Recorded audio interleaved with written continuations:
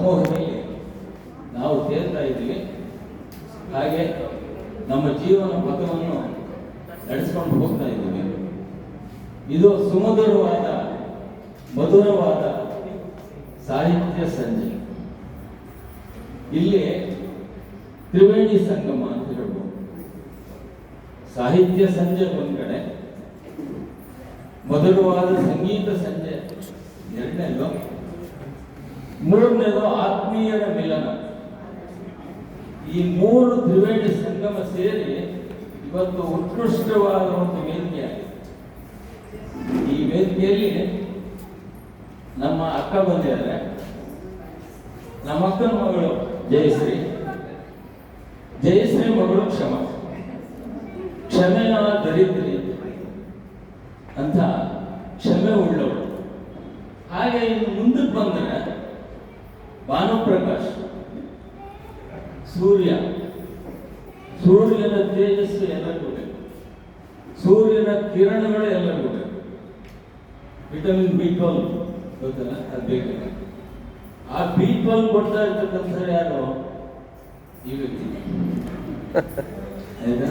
ಈ ವ್ಯಕ್ತಿಯಿಂದ ಇವತ್ತಿನ ಈ ಒಂದು ಸಮಾರಂಭ ಏರ್ಪಾಟಾಗಿದೆ ಅಂತ ನನ್ನ ಅನಿಸಿಕೆ.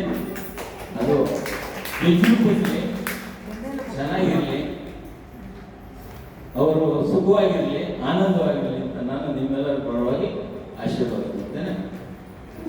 ಅದಾದ ನಂತರ ಮುಂದಕ್ಕೆ ಬಂದ್ರೆ, ಇನ್ನು ಸ್ವಲ್ಪ ಮುಂದಕ್ಕೆ ಬಂದ್ರೆ, ಆತ ನನ್ನ ಸ್ನೇಹಿತ, ಅಂದ್ರೆ ನನ್ನ ತಮ್ಮನ ಸ್ನೇಹಿತ, ನನಗೂ ಸ್ನೇಹಿತ, ಆತ್ಮೀಯ. ಅದಾದ್ಮೇಲೆ ನಮಗೆ ಸಂಬಂಧಗಳಾಯಿತು. ಆ ಸಂಬಂಧ ಬೆಸಿಗೆ ಆಯಿತು. ಆ ಬೆಸಿಗೆ ಇವತ್ತಿನ ದಿವಸ ಮಿಲನವಾಗಿದೆ. ಬಹಳ ಸಂತೋಷ ಆಯಿತು. ಅವರ ಹೆಂಡತಿ ಬಂದ್ರೆ ಜಯಶ್ರೀ, ಇನ್ನೇನಿರಬೇಕು? ಜಯ, ಎಲ್ಲಿ ಹೋದ್ರು ಜಯ. ಜಯಶ್ರೀಯ ಒಲುಮೆ ಇರೋವರೆಗೂ ಜಯಶ್ರೀ ಅಂದ್ರೆ, ಶ್ರೀ ಅಂದ್ರೆ ಸಾಕು ಲಕ್ಷ್ಮಿ. ಅಲ್ಲಿ ಲಕ್ಷ್ಮಿ ಜೊತೆ ಜಯನೂ ಬಂತು, ಲಕ್ಷ್ಮಿ ಬಂತು. ಇದು ತ್ರಿವೇಣಿ ಸಂಗಮ. ಆಯ್ತಾ? ಈ ರೀತಿಯಾಗಿ ಈ ಮಿಲನ ಬಹಳ ಚೆನ್ನಾಗಿದೆ, ಬಹಳ ಆನಂದವಾಯಿತು. ಇವರ ಪುಸ್ತಕಗಳನ್ನು ನಾನು ಜಾಸ್ತಿ ಓದಿಲ್ಲ, ಯಾಕೆಂತಂದ್ರೆ ನಾನು ಸಾಹಿತ್ಯ ಆಸಕ್ತಿ ಇದ್ರೂ ಸಹ ನಾನು ಸಂಗೀತ ಪ್ರೇಮಿ. ಯಾಕೆಂದ್ರೆ ನನ್ನನ್ನು ನಾನು ಹೇಳ್ಕೋಬಾರ್ದು. ನಾನು ಹಾಡುಗಳನ್ನು ಬರೀತೀನಿ, ಹಾಡ್ತೀನಿ, ರಾಗ ಸಂಯೋಜನೆ ಮಾಡ್ತೀನಿ. ಸೊ ಅದರಿಂದ ನಾನು ಆ ಕಡೆ ಒಲವು ಜಾಸ್ತಿ, ಸಾಹಿತ್ಯದ ಒಲವು ಕಮ್ಮಿ. ಆದರೂ ಏನು ತಪ್ಪು ತಿಳ್ಕೋಬಾರ್ದು. ಅದನ್ನು ಇನ್ನು ಮುಂದೆ ಓದೋಕೆ ಪ್ರಯತ್ನ ಪಡ್ತೀನಿ.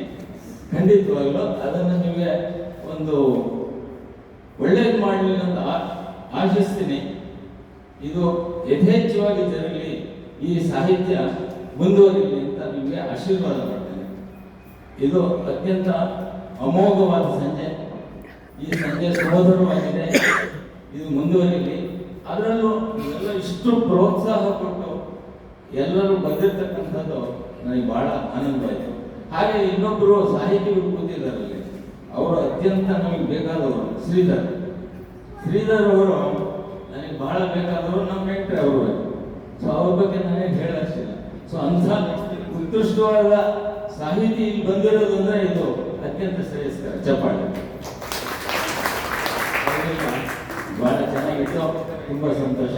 ಇವರಿಗೆ ಹೆಚ್ಚಿನ ಯಶಸ್ಸು, ಕೀರ್ತಿ ಲಭಿಸಿ ಈ ಸಾಹಿತ್ಯ ಮುಂದುವರಿಲಿ.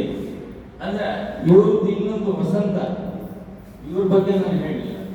ವಸಂತ ಮಾಸದ ಚಿಗುರು ಹೇಗಿರುತ್ತೆ ಹೇಳಿ? ಅದಕ್ಕೆ ಹೇಳಕ್ಕೆ ಒಂದು ಆನಂದ, ನೋಡಕ್ಕೆ ಒಂದು ಆನಂದ. ಚಿಗುರು ಬಲ್ಲ ಚಿಗುರ್ತಾ ಇದ್ದಲ್ಲ, ಆ ಚಿಗುರಿನಂತೆ ಅವರ ಸಾಹಿತ್ಯ ಚಿಗುರ್ತಾ ಇದೆ. ಸೊ ಅದು ಮುಂದುವರಿಲಿ ಅಂತ ಹೇಳ್ತಾ ಇನ್ನೊಂದು ಮಾತು. ಧನ್ಯವಾದ.